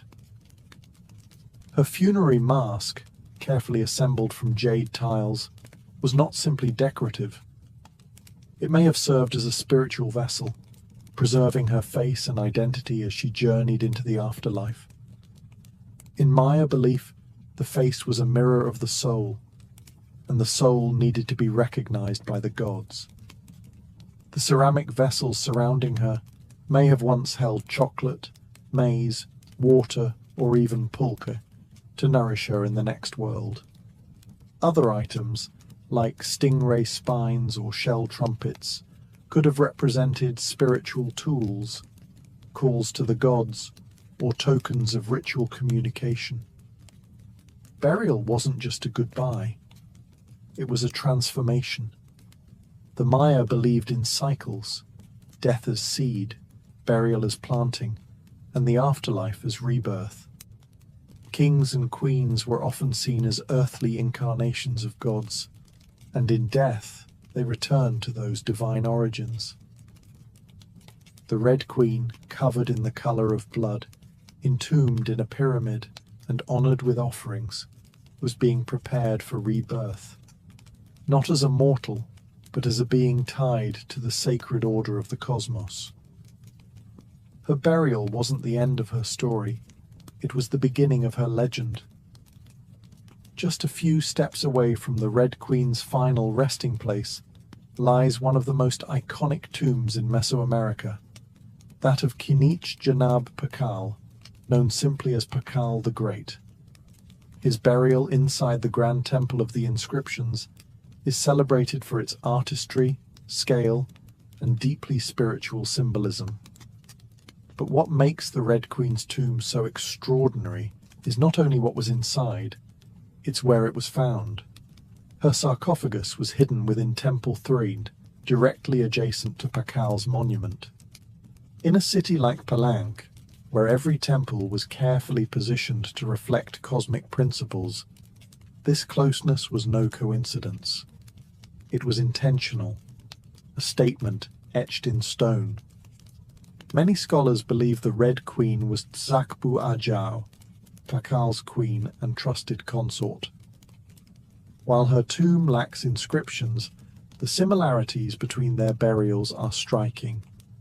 Both wrapped in cinnabar, both entombed in pyramids, both buried with jade, and both treated with extreme reverence. These rituals mirror each other, as if two halves of a sacred narrative. Pakal's lid famously depicts him falling into the underworld tree, a cosmic scene of death and rebirth. The Red Queen's simpler tomb contains no such iconography, but the symbolism lies in the pairing itself. If Pakal represented the sun, journeying through the underworld at night to rise again, then the Red Queen may have represented the moon, the feminine force that follows its own mysterious path in the sky. Together, they embodied a cosmic duality, masculine and feminine, king and queen, sun and moon, order and ritual. In Maya mythology, rulership was not singular, it was relational. Harmony in the cosmos required balance, and that balance extended into the dynastic court. By placing the Red Queen beside Pakal, the Maya were preserving not just a marriage, but a cosmic partnership. Their proximity in death may have mirrored their roles in life, a queen not behind, but beside her king, sharing not just a throne, but a legacy.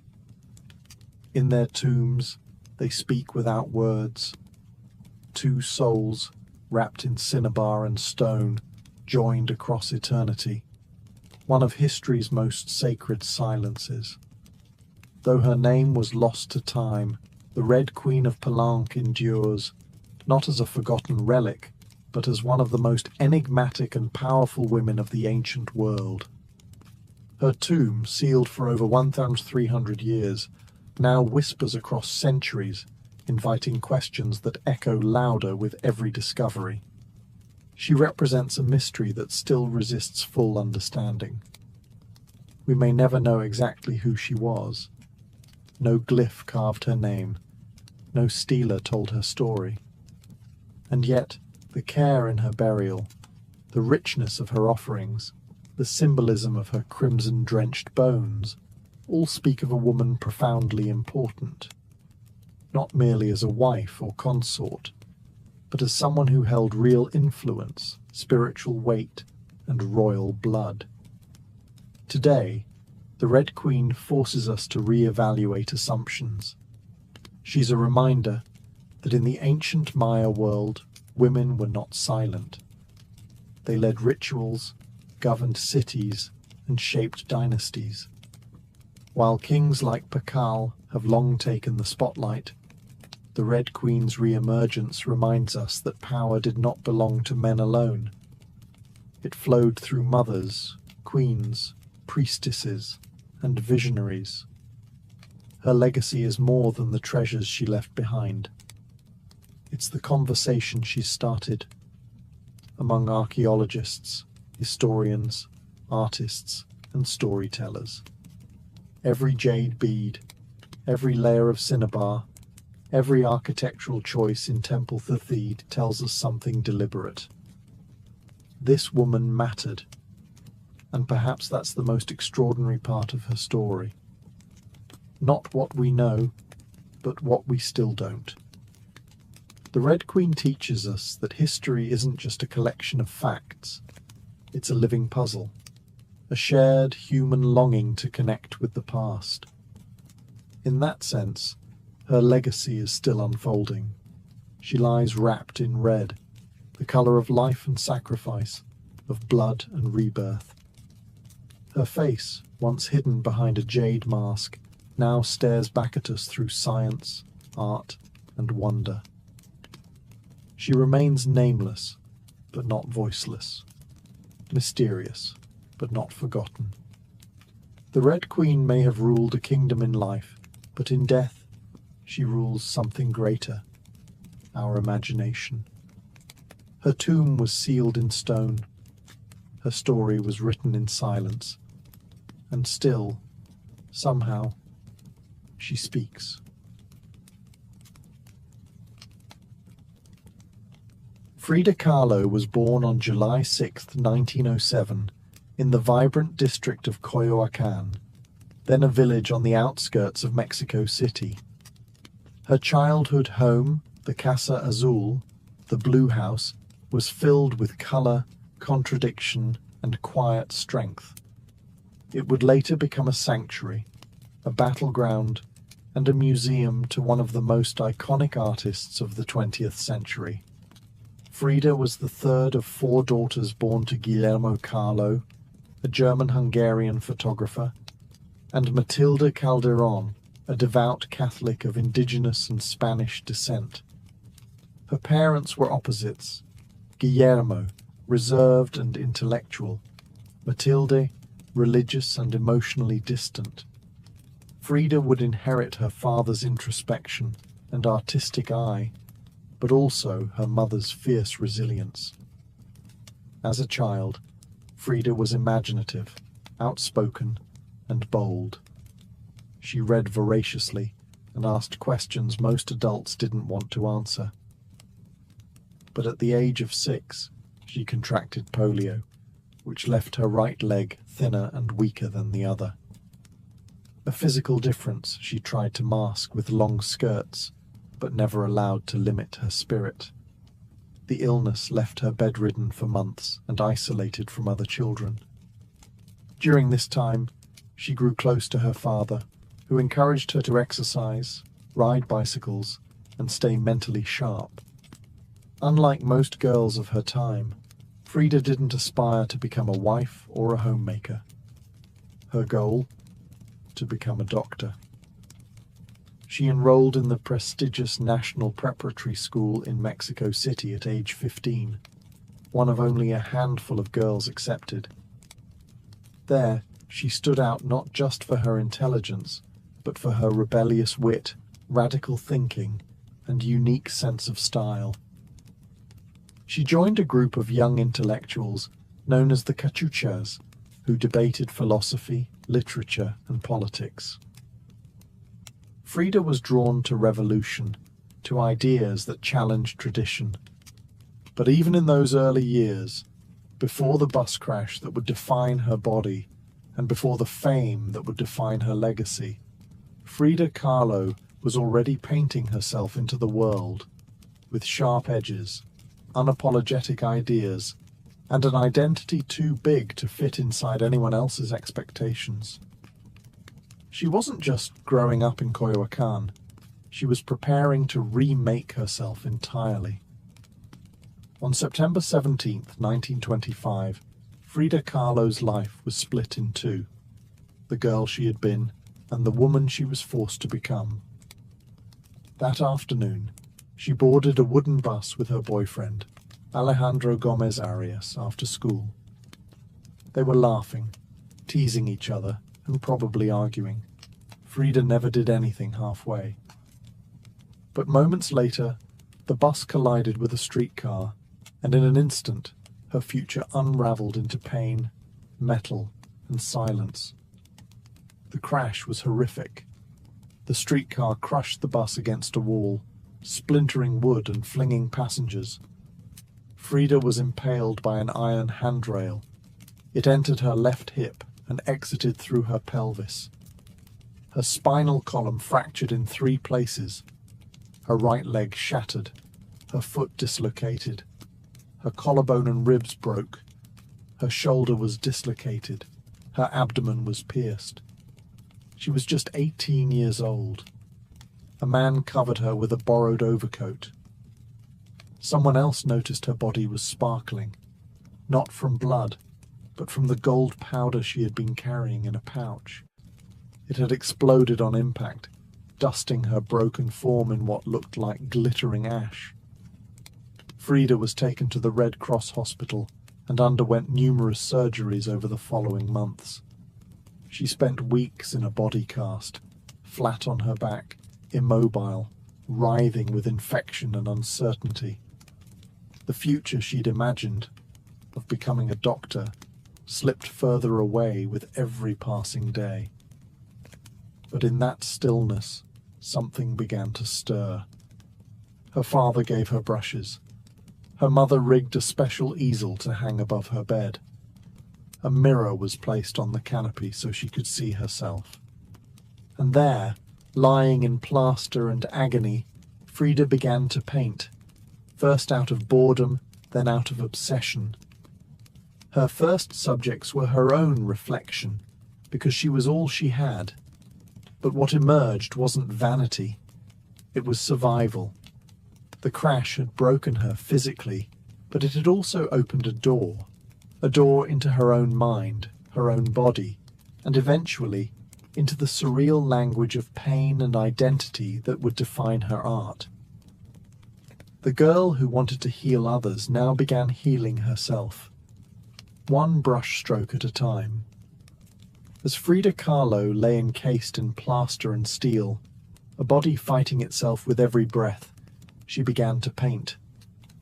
What started as a form of therapy soon became a language, and that language was deeply personal, brutally honest, and often hard to look at, which was precisely the point. Frida didn't paint pretty flowers or polite landscapes. She painted pain. Her pain. Physical, emotional, and existential. Her first subjects were self-portraits, not because she was vain, but because, as she famously said, "I paint myself because I'm so often alone, and because I am the subject I know best."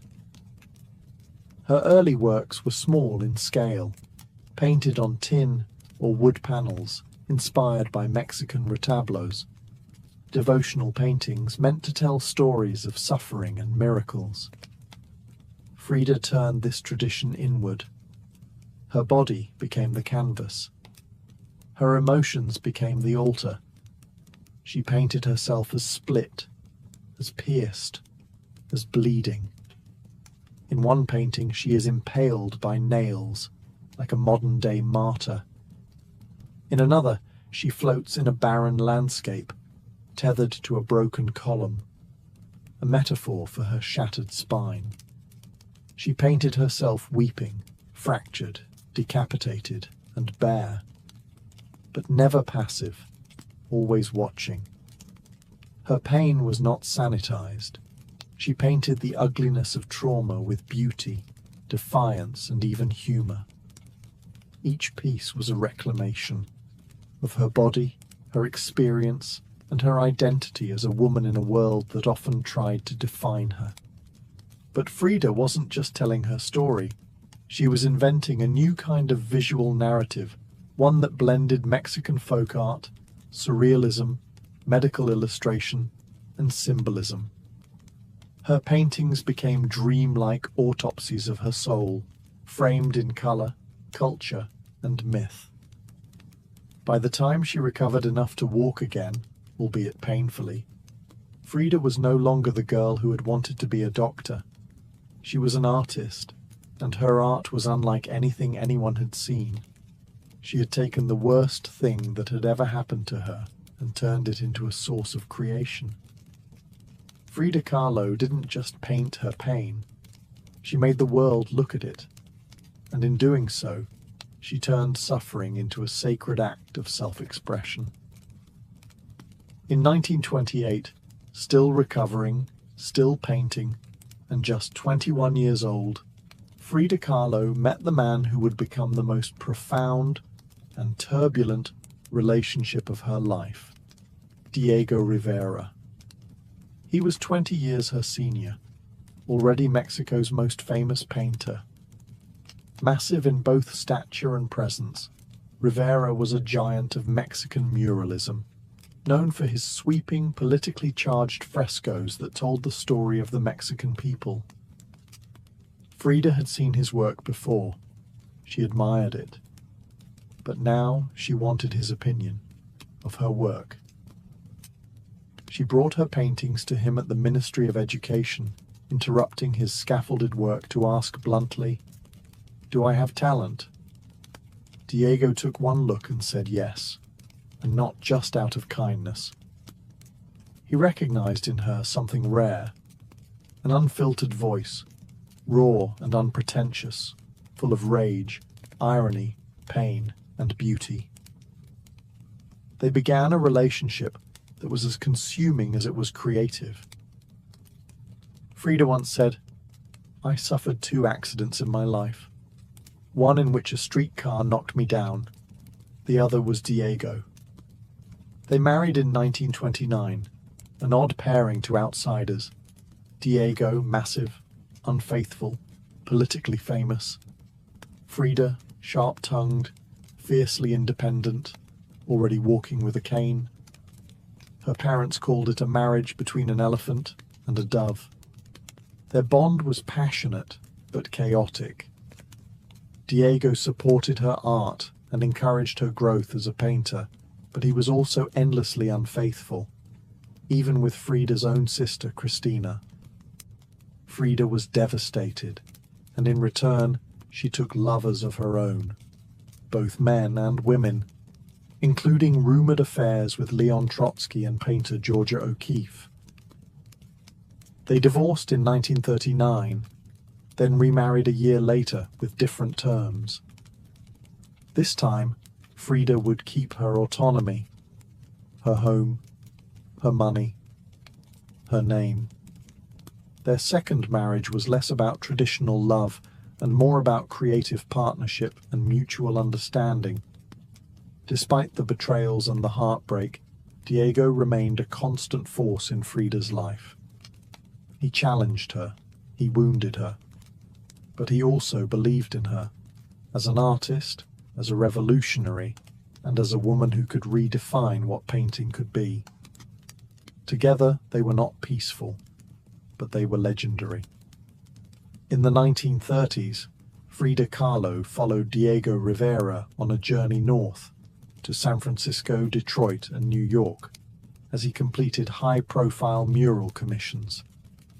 These years abroad brought her face-to-face with American industrialism, wealth, and the contradictions of capitalism, and they left her with deep political discomfort. Frida was a proud Mexican nationalist, a committed communist, and an admirer of indigenous traditions.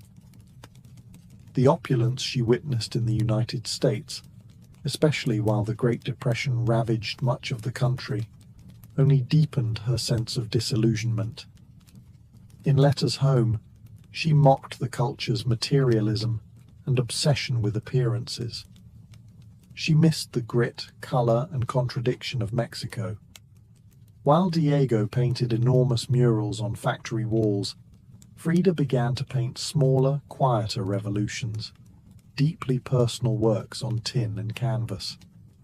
Her style solidified, sharp, surreal, emotional, and intimate. It was during this time that she produced some of her most iconic self-portraits. Frida didn't just paint herself for vanity. She painted herself to survive. Her identity became her landscape. With her body constantly in pain from her accident, multiple surgeries, and a failed pregnancy in Detroit, she turned inward. Her portraits showed her bleeding, fragmented, exposed. Yet her face was always calm, always direct, unapologetic. One of her most powerful works, Henry Ford Hospital, shows her lying on a hospital bed, crying, surrounded by floating symbols of loss. A fetus, a snail, medical equipment, a cracked pelvis. It was raw, graphic, and deeply emotional, a canvas that bled with truth. Back in Mexico, Frida immersed herself in leftist politics. She and Diego welcomed Leon Trotsky into their home while he lived in exile. Frida wore Tijuana dresses, traditional indigenous garments, not just as fashion, but as a political and cultural statement. Her art was never disconnected from her beliefs. Her identity, her body, and her ideology all intertwined in her work. While Rivera was painting murals of revolution, Frida painted its human cost, the body in pieces, the mind on fire, and the self always staring back. In exile and in illness, she became not just a painter of pain, but a painter of resistance. When Frida Kahlo returned to Mexico in the late 1930s, she was no longer just Diego Rivera's wife. She had become something else entirely, a force, an artist whose work radiated with raw honesty, surreal symbolism, and cultural identity. Back in her homeland, she stepped fully into herself. Her Casa Azul in Coyoacán became a sanctuary of color and contradiction. Bright cobalt walls, yellow trim, Aztec statues in the garden, monkeys and parrots wandering freely. The house was a living extension of Frida's imagination. It was a blend of tradition and rebellion, elegance and earth. Here, she surrounded herself with pre-Columbian artifacts, ex-votos, folk art, and revolutionary books. She wore bold Tehuana dresses, wove flowers into her hair, and painted amid the scent of copal incense and the sounds of mariachi on the street outside. This period marked an explosion of creativity. Her paintings became more intricate, more symbolic, and more political. Works like the two Fridas revealed a divided self, one in European dress with a bleeding heart, the other in indigenous clothing, strong and composed. It was Frida's visual autobiography, a portrait of love, loss, and heritage.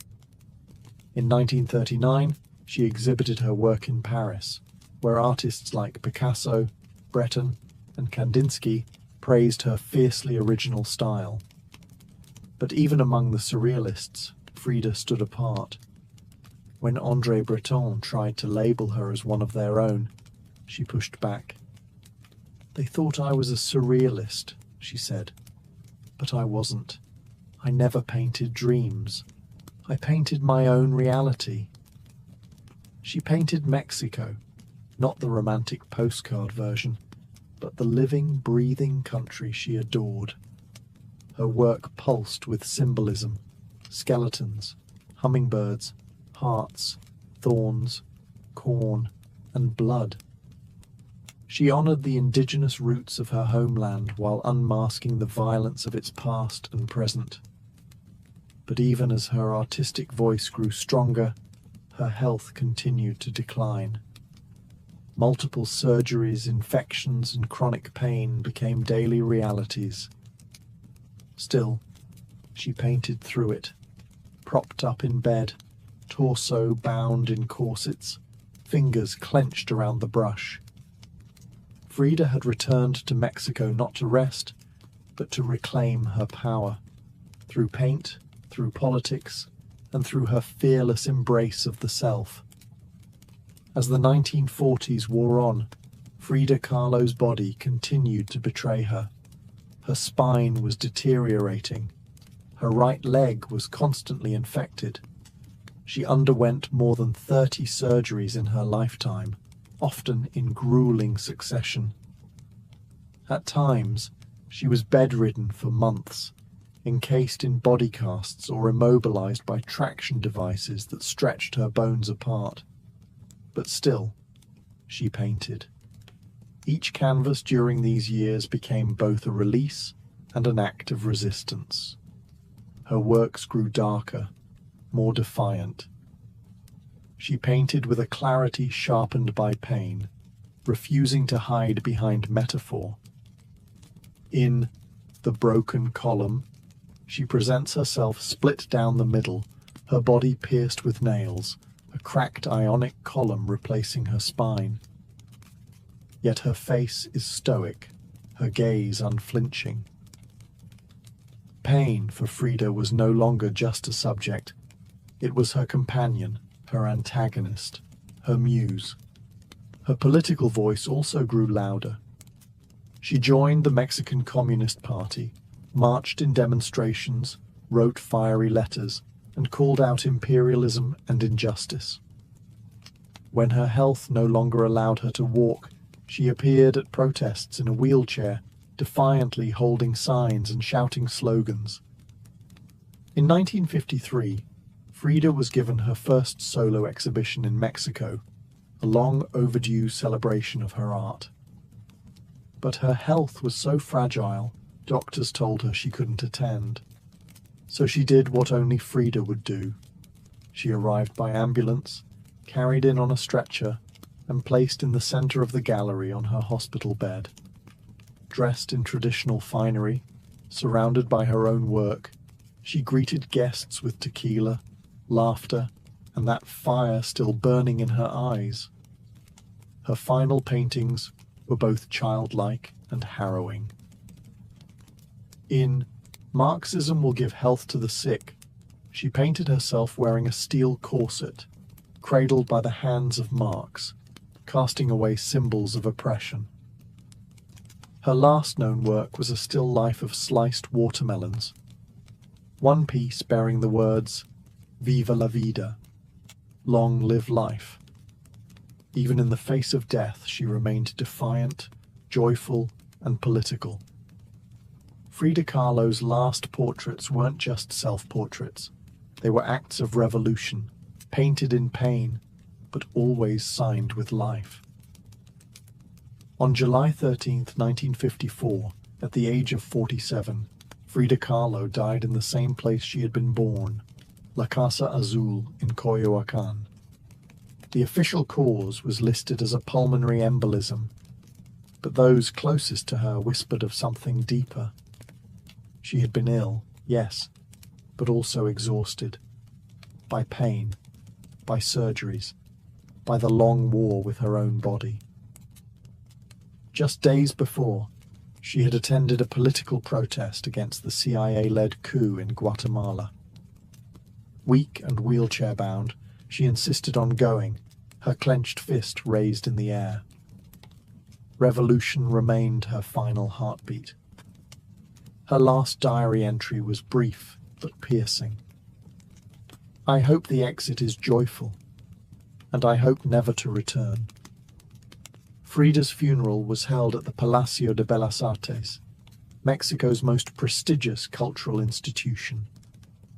Her body, draped in the red flag of the Mexican Communist Party, was watched over by friends, family, artists, and revolutionaries. Diego Rivera was inconsolable.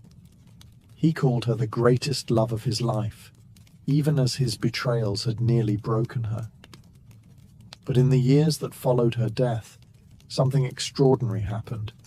Frida Kahlo refused to disappear.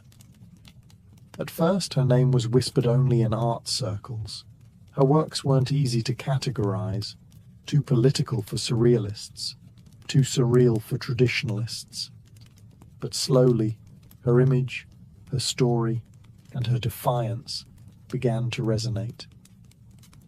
Through the 1970s and 1980s, as feminist scholars and activists reclaimed forgotten voices, Frida's became louder. She wasn't just a painter anymore. She was a symbol of pain turned into beauty, of feminism born through resistance, of Mexican identity celebrated without apology, of queerness, disability, revolution, and authenticity.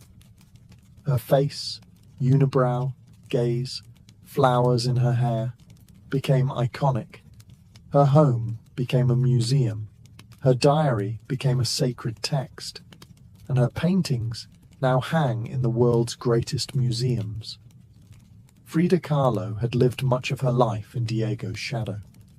But in death, she stepped forward. She didn't just leave behind paintings.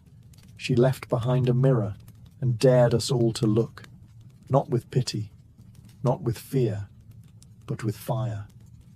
Today, Frida Kahlo's face is everywhere, printed on t-shirts, painted on murals, turned into dolls, memes, posters, and icons.